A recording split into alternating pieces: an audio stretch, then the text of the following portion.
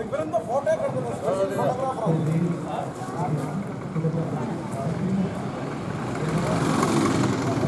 പൂർണ്ണ പുഷ്പാഞ്ജലി എന്ന് പറയും. ആദ്യം കുറച്ച് ചന്ദനവും പുഷ്പവും തീർത്ഥവും കൂടെ കയ്യിലെടുക്കുക കേട്ടോ.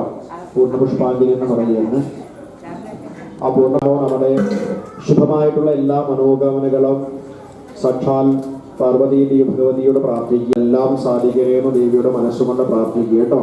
പ്രാർത്ഥിച്ച് ആ ദേവിയുടെ പാദങ്ങളായിട്ട് അവിടെ ദേഹശുദ്ധാദി തീർത്ഥനിർമ്മലികളൊക്കെ ചെയ്ത് ആവാഹനാദി നിവേദ്യാനന്തരം മന്ത്രാർച്ചനകൾ കഴിഞ്ഞതിന് ശേഷം ഇനി അവസാനമായിട്ട് നമ്മൾ എന്ത് ചെയ്യുക, കർപ്പൂരാതിഥിയോടുകൂടി തന്നെ ഈ പൂജയുടെ ഒരു അവസാനമായി അപ്പോൾ ആ ദേവിയോട് പ്രാർത്ഥിക്കുക. ഏതെങ്കിലും തരത്തിൽ എൻ്റെ മന്ത്രം കൊണ്ടോ എൻ്റെ വാക്കുകൊണ്ടോ എൻ്റെ പ്രവൃത്തി കൊണ്ടോ ദേവിക്ക് ഏതെങ്കിലും തരത്തിൽ ഈ പൂജയിൽ എന്തെങ്കിലും വിഘ്നങ്ങളോ ദോഷങ്ങളുണ്ടെങ്കിൽ ഇതിൽ നിന്നെല്ലാം നിങ്ങളെ ആ ദോഷങ്ങളിൽ നിന്നൊക്കെ മാറി പൂർണ്ണമായിട്ട് ദേവിയുടെ എല്ലാ അനുഗ്രഹങ്ങളും സർവ്വ അനുഗ്രഹങ്ങളും ഉണ്ടാവണമെന്ന് പ്രാർത്ഥിക്കാൻ ആ മന്ത്രം പറഞ്ഞുതരാം. പൂർണ്ണ പുഷ്പാഞ്ജലി ആയിട്ടുള്ള അക്ഷമാപണ മന്ത്രം കയ്യിലും കുറച്ച് പുഷ്പവും തീർത്ഥവും ചന്ദനവും കൂട്ടിയെടുത്ത് പ്രാർത്ഥിച്ചോളൂ കേട്ടോ.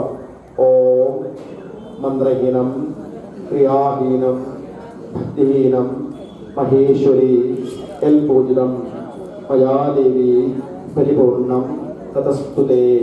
അങ്ങനെ പൂർണ്ണ പുഷ്പാഞ്ജലി ഭഗവതിയോട് പ്രാർത്ഥിച്ച് മന്ത്രഹീനം ക്രിയാഹീനം ഭക്തിഹീനം മഹേശ്വരി എൽ പൂജിതം മയാദേവം പരിപൂർണം തതസ്തുതേ. അങ്ങനെ എല്ലാ രീതിയിലും ഭഗവതിയോട് ഞാൻ എന്താണ് ക്ഷമ ചോദിക്കുന്നത് സങ്കല്പിച്ചുകൊണ്ട് ആ ദേവിയുടെ ചരണങ്ങളിലെ പാദങ്ങളിലെ തൃപാദങ്ങളിലായിട്ട് ആ പുഷ്പം അർച്ചന ചെയ്യുക കേട്ടോ. അർച്ചനയ്ക്ക് ശേഷം എന്ത് ചെയ്യുക, കർപ്പൂരം ഉണ്ടാവും. ആ കർപ്പൂരം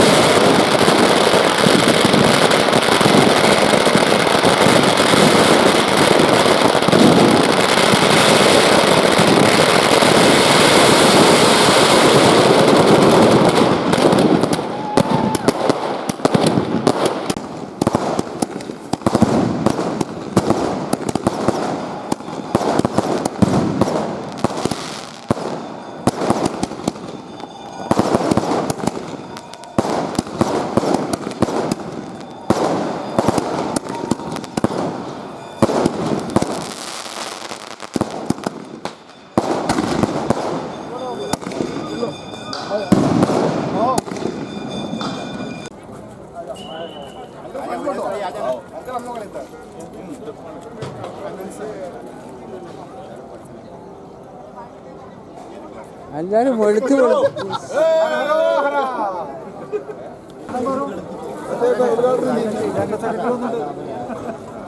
സെക്രട്ടറി വന്നിട്ട് ഉദ്ഘാടനം തരും. കണ്ണിന് എരി വേണോ,